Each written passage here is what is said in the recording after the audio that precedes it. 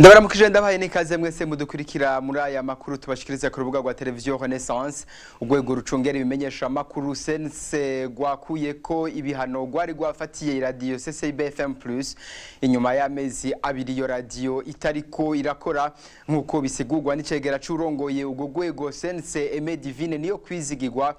ngo iyo radio yugawe kubera amakosa y'umwuga yari yakoze mu gukora ijambo ry'intangamarara ririmwo amakosa y'umwuga ariko rero asigura ko bayuguruye n'ibihano vy'amezi ariko akaba asigura ko bayuguruye n'ibihano vy'amezi 3 bidaheze kubera bene iyo radio bemeye amakosa bagasaba n'ikigongwe ubu rero abatwara iyo radio bakaba bagiye gushira umukono ku masezerano mashasha hagiye kugenga iyo radio hagati iyo radio n'urwego sense kurikira icegera curongoye sense. Tumaze kubona ikete ryo gusaba imbabazi no gutezurirwa radio CCB FM+ yashikirije urwego rujejwe kugenzura ibinyamakuru sense inama ya bose imaze kubona ko abajejwe iyo radio CCB FM+ bemeye ko batitwaye neza kandi bakanemera ko ibyashikirijwe n'iyo radio mu makuru y'intangamarara ko bihungabanya ukumenyesha makuru imaze kwemera icyaha kwigenekerezo rya 18 Nyakanga 2017 ihuriro rya bose ryafashe icemezo cyo gusubira kugurura CCB FM+ kuva igenekerezo rya 4 Kigarama 2017 habanje gutegwa umukono ku masezerano mashasha hagati y'urwego sense ni radio CCB FM+. Ariko rero nubwo biruko wahoze arongoye iyo radio CCB FM+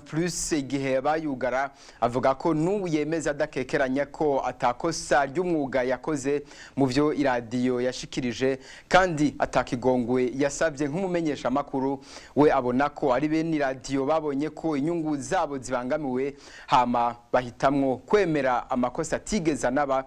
Claude Nahazwe agashima ariko kubona bakuye ko ivyo bihano bari bafatiye abumviriza radio CCB FM+ ariko nubakemeza ko amakuru yo radio yakoze atakosa ry'umwuga na rimwe ririmwo kurikira Claude Nahazwe. Chambere yo muntu yoshima nuko bikubisa gashi bakugurura iradio kubera iyo hafashwe ingingo yo kugara iradio niho abahanye abayikoreramo gusa babahanye n'abanyagihugu baba babumviriza amakuru n'ibiganiro iyo radio ishikiriza mugabo rero turanegura yuko icatumye bayugurura bo bavuga yuko twanditse urwandiko dusaba ikigongwe sivyo na gatoyi nta kigongwe twasavye kandi nta rwandiko twanditse nk'abarongoye radio abarongoye uruganda rwo kumenyesha amakuru kuko ntaco twari twiyagiriza ahubwo umuntu yovuga yuko urwandiko kumbure baba bavuga ko go barukuyemwo ikigongwe casabwe go bagwanditswe ngira n'umukoresha canke nyene iradio yoba yaciye yihutira kwishira kwa makosa twe mu bituraba mu bijanye n'akazi dusanzwe dukora ku mwuga kumenyesha makuru twari twarahiye twarengwa yuko twe nta kigongwe twosaba ku buryo atakosa twabona mu byo twakoze ijambo ry'intangamarara batwagize ko ryaba ryarimo amajambo adashimisha canke yoba adahuye n'ibijanye no kumenyesha makuru twari twamaze kugaragaza yuko atamakosa arimwe ahubwo inkuru yari ikoze ku buryo umwuga kumenyesha makuru ibigenga umwuga kumenyesha makuru byose bavyubahirijwe urumva rero ni vyiza ko buguruye ikimenyesha makuru CCB FM+ ariko twebwe nta bigongwe twari twasavye iryo kete kumbure n'umukoresha yanditse mugabo birumvikana ko umukoresha ari nyene iradio atoza gusaba imbabazi ku bintu nayo nyene atazi ko bisanzwe bikogwa twebwe abantu benshi baravyumvise nuno musi turacakaza hahandi turibaza yuko abazi umwuga uko ukogwa uno musi rijambo ry'intangamarara no musi racafise akanovera karyo kumbure rero icumuntu yobeshuza nuko twebwe nkarasanzwe barongoye radio nta kete tugeze twandika gusa kumbura ico umuntu yoshikiriza nuko twari twarashayatse yuko hoba kumvikana n'abarongoye rwego sense ku ngingo bafashe turabe yuko twokumvikana turabe tuvugane mugabo ntivyakunze uwari umukoresha ari nyene radio yihusa ahubwo kudushira kwa makosa mugabo natwe niho twagumye tunana tuvuga yuko atamakosa n'imiburiburi y'umwuga yaba yarakozwe. ntaco twatubereyeho. Edi Claude Nahazwe aragaruka kandi muri ico gihenge abakoresha biwe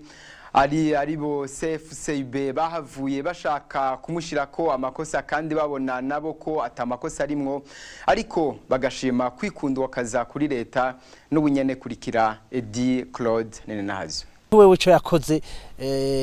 uretse nuko umenga iyo bagiye ku ruhande guwaduhanye ari we leta ahubwo we yaciye agomba kuduhamba mu cobo kubera yagombye yaciye dukura mu kazi mugabo natwe tumaze kubona ko ibintu bidasa neza twari twatanze imihoho kanatsinda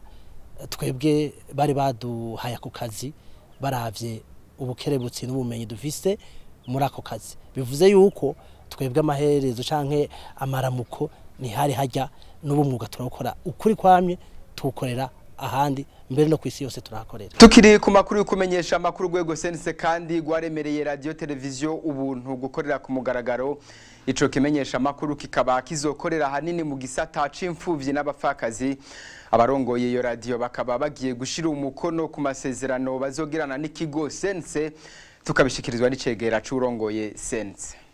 Tumaze kwihweza radio televiziyo buntu ijwi ry'imfuvyi n'abapfakazi yasabye gutanguza ibiganiro ihuriro rya bose ryemeje guha uburenganzira iyo televiziyo gutangura gukora ku mugaragaro ifise izina rya televiziyo buntu nkishira hamwe ryigenga televiziyo ishikiriza ibiganiro isamiranira mu Burundi. Imbere yuko itanguza ibikorwa vyayo itegerezwa kubanza gutera umukono hamwe na sense ku mategeko agiye kuyigenga hisunzwe ingingo ya 37 ivuga ivyo kumenyesha amakuru n'ingingo y'ijana n'icenda gushika ku ngingo y'ijana na 14 zivuga ivyo amategeko agenga urwego rujejwe kugenzura la communication. Kuri ayo maradiyo n'amateleviziyo ariko arugurwa kumumenyesha amakuru Innocent Muhozi umwe mu bamenyesha amakuru bahunze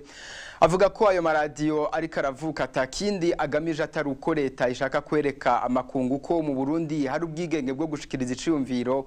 mu gihe bizwi ko ayo maradiyo aje gukorera mu kwaha k'ubutegetsi atakintu kitagenda neza azoshobora gushikiriza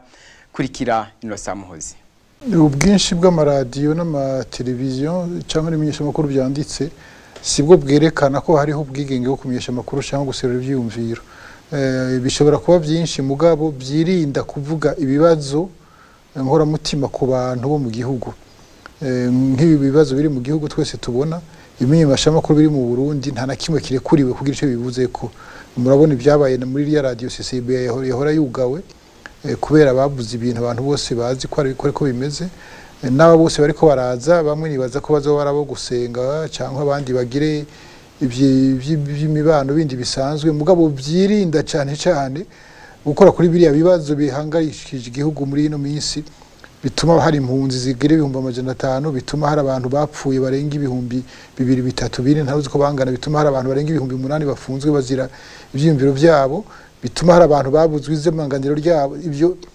kurya kuntu ubutungane bukora sinzi gitwa twibwita ubutungane karenganye kari mu gihugu umuntu atakigira uwo yitura ngo mu butunganirize ibibazo nk'ivyo ari byo bibujije igihugu amahoro no munsi ari byo biteye bituma igihugu gifise isura mbi abantu bamerewe nabi ntizivugwa ivyo menyesha makuru si ivyo biza kuvuga uje rero utaje kuvuga ivyo urashaka kuvuga ibindi byose ushaka ari sport ushaka ari gusenga ari n'utundi tubazo duto nuko bimeze dusuko rero buri munsi cyangwa buri ndwi cyangwa buri kwezi ho by'inyamakuru ko ariho byo bavyerekana ko hari kubumenengaze gukomesha amakuru uburenganzira bwabonetse mu gihe ibinyamakuru byigenga ko kurya bari bisanzwe biriho bikora kandi bikora ku bibazo bibujije amahoro abantu niho umuntu yobora ko ariho uburenganzira bwo kumenyesha amakuru no gushikiza ibyumviro. Tuve mu makuru yo kumenyesha amakuru dutandukira amakuru ajanye n'ibiganiro biraba yarusha mu gihugu ca Tanzania yarusha nyene hariko harabera ibiganiro kuri uyu wa kabiri niho umufasha w'umuhuza yashoboye kugirisha inama ya bose ngo akaba yababwiye ko hakiri ibibazo bizotwara igihe kugira bariko baraganira bashobore kumvikana ariko rero impande zose zikaba zigihanzigaze ku vyumviro biganiro bitandukanye abatavuga rumwe n'ubutegetsi bakaguma kwibwirizwa nshingiro amasezerano y'amahoro ya Arusha n'abashigikiye leta bakavuga ko ari kubaha ugushaka kw'abanyagihugu. Kuri ivyo biganiro nyene, ivyo biganiro biriko biraba Arusha ngo biragoye kwizera ko hari ico bishobora kuzanira abarundi. Urongoye ishirahamwe ABC ry'abarundi baba muri Canada akaba ari Andre Dunduri akavuga ko igihugu c'Ubuganda na Tanzania vyamaze kwerekana ko bishigikiye ubutegetsi bw'Ibujumbura ariko bukaguma bubesha abarundi ko buriko burafasha kugira amatati ari hagati y'abarundi ahere mu gihe atana kimwe kiriko kirakogwa ariko bobo bariko bategura imitima y'abarundi kwitegurira amatora y'ibihumbi 2020 kurikira Andre Dunduri. Abarundi bifuza amahoro bagumye basemerera basaba yuko leta yo kwicara hamwe n'abayigwanya bakagiranira ibiganiro kugira ngo amahoro agaruke mu Burundi. Ivyo rero akarere ibihugu bigize akarere byaragiyemo biragena umuhuza biragena n'abafasha b'umuhuza kugira ngo ivyo biganiro bitangure. Ariko ikigaragara nuko harabayemo uruhendo kuko uravye inyifato uno munsi y'igihugu ca Tanzania n'igihugu c'Ubuganda urabona yuko bijya biganiro kwabaye guhendahenda no guhuma amaso abarundi kugira ngo bagabanya akariro ko kugwanya leta yihaye ubutegetsi ku nguvu ihonyanze bwirizwa nshingiro gahonyanga amasezerano y'Arusha bakabwiha ku nguvu. Abo bantu rero abakuru b'ibihugu bagerageje kuraba ingene bohendahenda abatemera iyo leta kugira ngo bagabanya akariro ko kuyigwanya. Ari naho bavuga bati hariho ibiganiro bakabizeza yuko hari kizovamwo ariko bo kwari kugira ngo iyo leta ibandanye ishinga imizi hanyuma n'ivyo vya manda ya gatatu bavuga bive mu nzira bihere hanyuma iyo leta ishinga imizi simbatare ku butegetsi. Ivyo rero byarabaye ni naco gituma ibiganiro barimwe uno munsi abahuza bavuga bati nibitahi Burundi leta y'u Burundi kavuga ngo nibitahi Burundi nuko babona yuko igikorwa cabo citwa ko carangiye bagira bati ya manda ya gatatu ntikiri kibazo none hegira ihere ubutegetsi twafashije bwashinze imizi rero harageze yuko umugambwe CNDD-FDD na leta ihari bafata ikibazo mu ntoki hanyuma mbere bakiyumvira n'amatora yakurikira yo mu bihumbi 2020. Ivyo rero icigwa tubikuramwo niki nuko abantu bagiye Arusha muri ibi biganiro byuno biriko biraba ataco bazohakura kubera yuko ubwa mbere hoho leta siri leta ntiyoserukirwa n'umunyamabanga w'umushikiranganje atagira ingingo nimwe ashobora gufata kuri leta ingingo ya leta y'u Burundi kuko turazi abafise ubutegetsi Burundi ujya mu nyamabanga w'umushikiranganje siwe afise ivyo yokwemera n'ivyo yohakana mu biganiro. No kuvuga ko leta siri abagwanya leta bari mu buhungiro siyo bari n'abagwanya leta abatemera iyo leta bitwa ko bari ndani mu gihugu bariyo kugira ngo bakiza gatwe ntibariyo kubera bumva yuko hari ico kizova muri ivyo biganiro. Andre Dunduri arongera akavuga ko yaba leta canke abo batavuga rumwe bakwiye gushira imbere ineza y'abanyagihugu agahamagarira abatavuga rumwe na leta kwigengesera ntibasinye amasezerano atamukaga igihugu ngo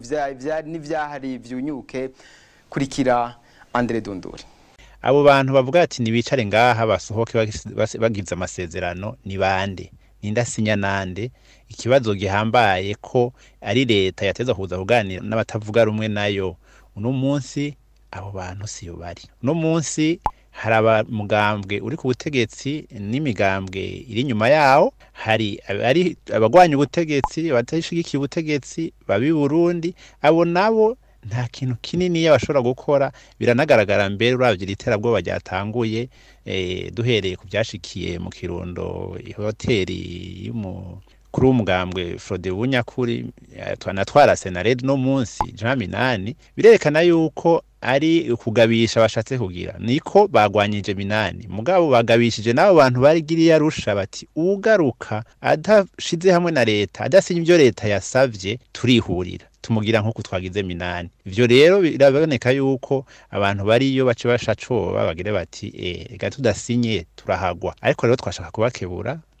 burya ibintu by'igihugu urasinya kugira ukitsa agatwe kiwawe hanyuma ugasanga wishe ubutwe 100 canke 100 canke umuriyoni. Ntibagende rero gusinya ibintu bihemukira igihugu bisubiza inyuma mu Burundi vyica kazoza k'abana n'abazovuka mu myaka iri imbere ngo kubera bakiza agatwe kumumwe muri bo ntibabe mpemuke ndamuke bamenye yuko ivyo basinya uno munsi ari byo gutsimbataza intwaro y'agahotoro y'agacinyizo iriko iramara abarundi